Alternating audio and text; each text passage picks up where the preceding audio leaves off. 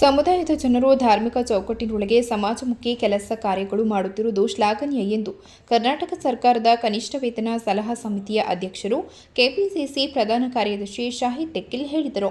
ಕಡಂಗಪತ್ರಿಯ ಮಸೀದಿಯ ಸಮೀಪದಲ್ಲಿ ಆಯೋಜಿಸಲಾದ ಹಸ್ಮೌಲ್ ಹುಸ್ನಾ ಮಜ್ಲಿಸ್ ಹಾಗೂ ಸ್ವಲಾ ಸಮರ್ಪಣೆ ಕಾರ್ಯಕ್ರಮದ ಮುಖ್ಯ ಅತಿಥಿಯಾಗಿ ಪಾಲ್ಗೊಂಡು ಮಾತನಾಡಿದ ಅವರು, ಕಳೆದ 5 ವರ್ಷದಿಂದ ಈ ಪ್ರದೇಶದಲ್ಲಿ ಬೆರೆತು ಕಷ್ಟ ಕಾರ್ಪಣ್ಯಗಳಿಗೆ ಪರಿಹಾರ ಕಂಡುಕೊಳ್ಳುವ ಪ್ರಯತ್ನಕ್ಕೆ ಸಫಲರಾಗಿದ್ದನ್ನು ನಾನು ಅರಿತಿದ್ದೇನೆ. ಹಲವಾರು ರೋಗಿಗಳಿಗೆ ನಮ್ಮಲ್ಲಿರುವ ವಿಶ್ವಾಸ ಮತ್ತು ದೃಢಶಕ್ತಿ ದೊಡ್ಡ ಪ್ರೇರಣೆಯಾಗುತ್ತದೆ. ನಮ್ಮ ಸಮುದಾಯದ ಹಲವಾರು ರೀತಿಯ ಯುವಕರು, ವಿದ್ಯಾರ್ಥಿಗಳು ಮತ್ತು ಸಮುದಾಯದ ಜನರು ಸಮಾಜಮುಖಿ ಕೆಲಸ ಮಾಡುತ್ತಿರುವುದು ಶ್ಲಾಘನೀಯ. ನಮ್ಮ ಸಹೋದರಿಯರು ಶಿಕ್ಷಣ ಕ್ಷೇತ್ರದಲ್ಲಿ ಮುಂದುವರಿಯುತ್ತಿದ್ದಾರೆ.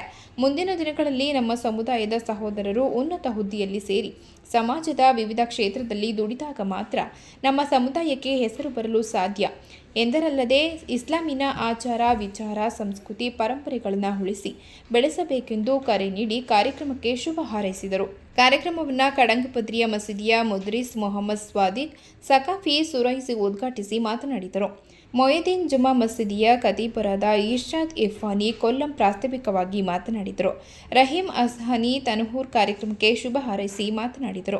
ಕಾರ್ಯಕ್ರಮದಲ್ಲಿ ಶಾಹಿದ್ ತೆಕ್ಕಿಲ್ ಅವರನ್ನು ಮೊಯಿದ್ದೀನ್ ಉಸ್ತಾರದ ನೇತೃತ್ವದಲ್ಲಿ ಸನ್ಮಾನಿಸಿ ಗೌರವಿಸಲಾಯಿತು. ಹಸ್ಮೌಲ್ ಹುಸ್ನಾ ಮಜ್ಲಿಸ್ಗೆ ಮೊಯಿದ್ದೀನ್ ಮುಸ್ಲಿಯಾರ್ ಕಡಂಗ ನೇತೃತ್ವ ನೀಡಿದರು.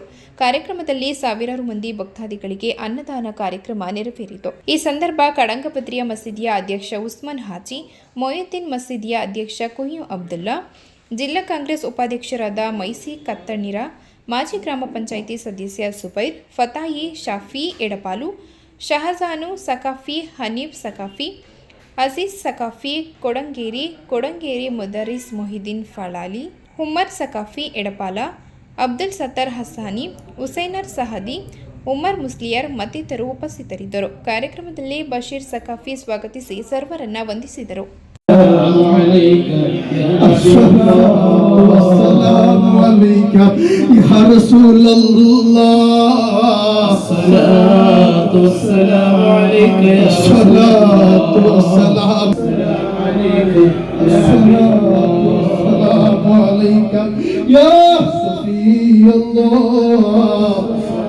ಅಲ್ಲಾಹು ಅಕ್ಬರ್ ವಲಿಲ್ಲಾಹಿಲ್ ಹಮ್ದ್. ಕಾರ್ಯಕ್ರಮವನ್ನು ಉದ್ಘಾಟನೆ ಮಾಡಲಿಕ್ಕೆ ಆ ದಿವಸ ಅವರ ಒಂದು ಬೇಡಿಕೆಯಂತೆ ಈ ರೀತಿ ನಮ್ಮ ಕಾರ್ಯಕ್ರಮ ಇದೆ, ನೀವು ಬರಬೇಕು ಅಂತ ಹೇಳಿದ್ರು. ಆ ಪ್ರಯುಕ್ತ ಇವತ್ತು ಇಲ್ಲಿ ಬಂದಿದ್ದೇನೆ. ಬರಲಿಕ್ಕೆ ಪ್ರಮುಖವಾಗಿ ಕಾರಣ ನನ್ನ ಸ್ನೇಹಿತರಾದ ಶಮಿ ಅಂತೇಳಿ ಸುಳ್ಯದವರು ಮತ್ತು ಅವರ ಎಲ್ಲ ಸ್ನೇಹಿತರು ಕೂಡ ಇಲ್ಲಿ ಬಂದಿದ್ದಾರೆ. ಅಜ್ಜಾವರದವರು ಕೂಡ ಬಂದಿದ್ದಾರೆ. ಉಪಮಂತ್ರಿಯಾದ ಉಸ್ತಾದ್ ಅವರು ಕಳೆದ 5 ವರ್ಷಗಳಿಂದ ಈ ಪ್ರದೇಶದ ಜನರ ಜೊತೆ ಬೆರೆತು ಆಸುಪಾಸಿನ ಸಾವಿರಾರು ಮಂದಿ ಕಷ್ಟ ಕಾರ್ಪಣ್ಯಕ್ಕೆ ಒಳಗಾಗುವ ಜನರಿಗೆ ಪರಿಹಾರವನ್ನ ಕಂಡುಕೊಡ್ತಕ್ಕಂಥ ಒಂದು ಪ್ರಯತ್ನವನ್ನ ಮತ್ತು ಅದರಲ್ಲಿ ಸಫಲರಾಗಿರುವುದನ್ನ ನಾನು ಕೇಳಿದ್ದೇನೆ. ನಮ್ಮ ಸಮುದಾಯದಲ್ಲಿ ಹಲವಾರು ಜನ ಹಲವಾರು ಸಮಸ್ಯೆಗಳಿಗೆ, ಕಷ್ಟಗಳಿಗೆ ಮತ್ತು ಹಲವಾರು ವಿವಿಧ ರೀತಿಯ ಒಂದು ಮನಸ್ಸಿಗೆ ಬೇಸರವಾದಾಗ ಧಾರ್ಮಿಕ ಗುರುಗಳನ್ನ, ತಮ್ಮಳವರನ್ನ, ನಮ್ಮ ಉಸ್ತಾದಗಳನ್ನ ಭೇಟಿಯಾಗತಕ್ಕಂಥದ್ದು ಮತ್ತು ಪರಿಹಾರವನ್ನ ಕಂಡುಕೊಳ್ತಕ್ಕಂಥದ್ದು.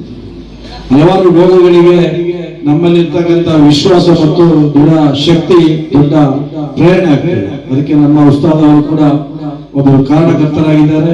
ಮೇಲಿಗುಟ್ಟಿ ಉಸ್ತಾದ್ ಅವರ ಹತ್ರ ಬಂದಂತ ಹಲವಾರು ಮಂದಿಯವರಿಗೆ ಅವರ ಒಂದು ಆಶೀರ್ವಾದ ಮತ್ತು ಅವರ ಒಂದು ಮೇಲ್ನೋಟದಲ್ಲಿ ಹಲವಾರು ರೀತಿಯ ಸಮಸ್ಯೆಗಳು ಪರಿಹಾರ ಆಗಿದೆ ಅಂತಕ್ಕಂಥ ಮಾತು ಕೂಡ ನನಗೆ ತಿಳಿದು ಬಂದಿದೆ. ಇಂಥ ಪಂಡಿತರು ನಮ್ಮ ಸಮುದಾಯಕ್ಕೆ ಮಾರ್ಗದರ್ಶನ ಕೊಡ್ತಕ್ಕಂಥವ್ರು. ನಮ್ಮ ಸಮುದಾಯದಲ್ಲಿ ಹಲವಾರು ರೀತಿಯ ಯುವಕರು, ವಿದ್ಯಾರ್ಥಿಗಳು ಮತ್ತು ಬೇರೆ ಬೇರೆ ರೀತಿಯಲ್ಲಿ ಇರ್ತಕ್ಕಂಥ ಸಮುದಾಯದ ಜನರು ಸಮಾಜಮುಖಿ ಕೆಲಸಗಳನ್ನ ಮಾಡುವುದರ ಜೊತೆಗೆ ನಮ್ಮ ಧಾರ್ಮಿಕ ಚೌಕಟ್ಟಿನೊಳಗೆ ಜೀವನವನ್ನ ಮಾಡಿ ಸಮಾಜದಲ್ಲಿ ಒಳ್ಳೆಯ ಹೆಸರನ್ನು ಗಳಿಸ್ತಕ್ಕಂಥ ಕೆಲಸ ಮಾಡಬೇಕು. ಅದಕ್ಕೆ ಇಂಥ ಮಜಲಿಸ್ಗಳು, ಇಂಥ ಕಾರ್ಯಕ್ರಮಗಳು ಸಹಕಾರಿ ಆಗ್ತದೆ. ನಮ್ಮ ಸಹೋದರಿಯರು ಕೂಡ ಇವತ್ತು ವಿದ್ಯಾಭ್ಯಾಸ ಕ್ಷೇತ್ರದಲ್ಲಿ ಹೆಚ್ಚಿನ ರೀತಿಯಲ್ಲಿ ಕಲಿತಾ ಇದ್ದಾರೆ. ಆದರೆ ಸಹೋದರರ ಸಂಖ್ಯೆ ಕಲಿಯುವುದರಲ್ಲಿ ಬಹಳ ಕಡಿಮೆ ಇದೆ. ಮುಂದಿನ ದಿನಗಳಲ್ಲಿ ನಮ್ಮ ಎಲ್ಲ ಸಮುದಾಯದ ಸಹೋದರರು ಸಮಾಜದ ಪ್ರಮುಖ ಹುದ್ದೆಗಳಲ್ಲಿ ಅದು ತಹಶೀಲ್ದಾರ್ ಆಗಿರ್ಬೋದು, ಪೊಲೀಸ್ ಅಧಿಕಾರಿಗಳಾಗಿರ್ಬೋದು, ಅಥವಾ ಒಳ್ಳೆಯ ಧಾರ್ಮಿಕ ಪಂಡಿತರಾಗಿರ್ಬೋದು, ಅಥವಾ ಅಧ್ಯಾಪಕರಾಗಿರ್ಬೋದು, ಅಥವಾ ಸೈನ್ಯದಲ್ಲಿರ್ಬೋದು, ಸಮಾಜದ ವಿವಿಧ ಕ್ಷೇತ್ರಗಳಲ್ಲಿ ನಾವು ದುಡಿದಾಗ ನಮ್ಮ ಸಮುದಾಯಕ್ಕೆ ಹೆಸರು ಬರಲಿಕ್ಕೆ ಸಾಧ್ಯ ಇದೆ.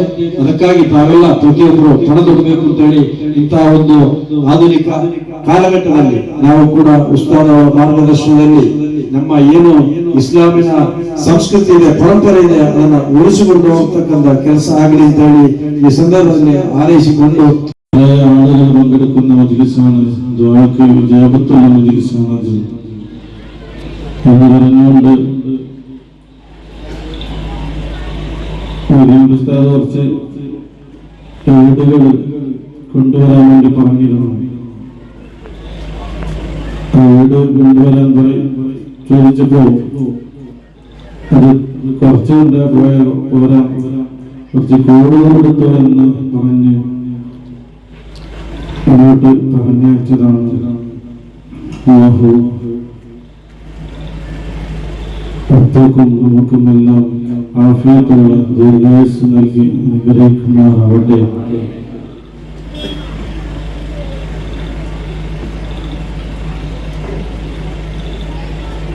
ഹബീബായ സല്ലല്ലാഹു അലൈഹി വസല്ലം തങ്ങൾ കാണും ചെയ്യുന്ന ആളൊക്കെ സ്വാലിഹീങ്ങളാകണം, നല്ല മനുഷ്യന്മാരാണോ എന്നൊക്കെ ഉണ്ട്.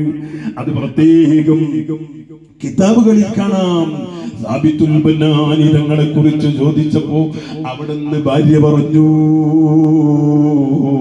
എപ്പോഴെങ്കിലും പടച്ചവനെ മരിച്ചുപോയവരാ എനിക്ക് നീ തരണേ അല്ലാ. സാബിത്തുൽ ബനാനി തങ്ങളുടെ ദുആണ് ജീവിതകാലത്ത് നിസ്കരിച്ചിട്ട് പൂതി തീർന്നിട്ടില്ല. സാബിത്തുമെങ്കിലല്ലാ ആ ഭാഗ്യവാന്മാരിൽ എന്നെ നീ പെടുത്തണമെന്ന് ജഗന്നിയന്ത്രമായ റബ്ബിനോട് ബഹുമാനപ്പെട്ടവർ ദുആ ചെയ്തിട്ടുണ്ടെന്ന് ഭാര്യ പറയുകയാണ്. നിങ്ങൾ ചെയ്ത സൽക്കർമ്മം എന്താണ്? സാബിത്തുൽ ബന്നാനി ചെയ്തിട്ടുള്ള നല്ല കാര്യം എന്താണ്? സാബിത്തുൽ ബന്നാനി ജീവിതത്തിൽ ചെയ്തിട്ടുള്ള നല്ല പ്രവർത്തനം. ആ ഭാര്യ, കുടുംബക്കാര്, വീട്ടുകാര് ചോദിക്കുന്നു, എന്തേ നിങ്ങൾ ഇക്കാര്യം ചോദിക്കുന്നത്? സാബിത്തുൽ ബന്നാനി ചെയ്ത സൽക്കർമ്മം എന്താണെന്ന് നിങ്ങൾ ചോദിക്കാൻ കാരണമെന്തേ? അപ്പോൾ അവര് പറഞ്ഞു, ഖബർ കുഴിക്കാനുള്ള വിശ്വസ്തരായ രണ്ട്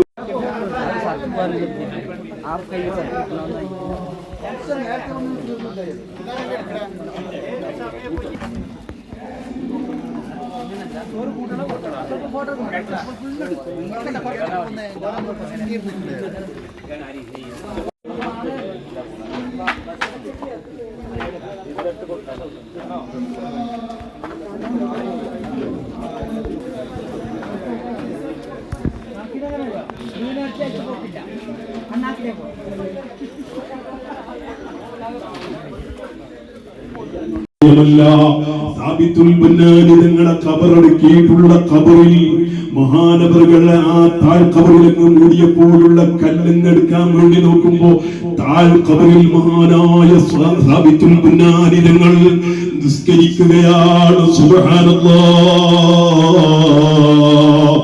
അത്ഭുതത്തോടെ ആ മഹാന്റെ രംഗം കണ്ടപ്പോ കല്ലെടുത്ത് പെട്ടെന്ന് താഴ്ക്കവർ മൂടിക്കളഞ്ഞു. ഈ സംഭവം വീട്ടുകാരോട് വന്നിട്ട് ചോദിക്കുന്നു,